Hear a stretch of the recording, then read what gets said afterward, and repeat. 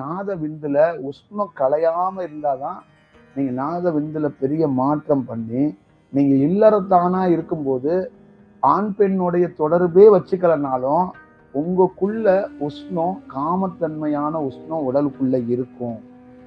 இப்ப 55 வயசுல 60 வயசுல இருக்கிற ஒரு பெண்ணுக்கோ ஆணுக்கோ உடலுறவே வச்சுக்க மாட்டாங்க. ஆனா உடலுக்குள்ள காமத்தன்மை இருக்கும். அப்ப உங்களுடைய உஷ்ணம் கலையாம ஒரு இடத்துல நிலைச்சு நின்று இருந்துச்சுன்னா அந்த காமத்தன்மையான அந்த உஷ்ணத்தை என்னைக்கோ வெளியேற்றிடும். அப்ப ஒருத்தருடைய தியானத்திலிருந்து அவர் எப்படி சன்னியாசிங்கிறது இதான் சன்னியாசம். அப்ப உடலுக்குள்ள காமத்தை வச்சுக்கிட்டு அந்த உஷ்ணத்தை வச்சுக்கிட்டு இந்த நல்ல உஷ்ணத்தையும் வச்சுக்கிட்டு நம்ம பயணிச்சோம்னா பெரிய சக்சஸ் பண்ண முடியாது. நம்மளை பார்க்கும்போது கடவுள் மாதிரி தோணலாம், குரு மாதிரி தோணலாம், நம்ம கிட்ட சில படிப்பனைகள் கத்துக்கலாம், எல்லாம் நடக்கலாம். ஆனா நமக்குள்ள இந்த உஷ்ணமும் இருக்குல்ல, அதோட ரிஃப்ளெக்ஷன் நிறைய ஏற்படும்.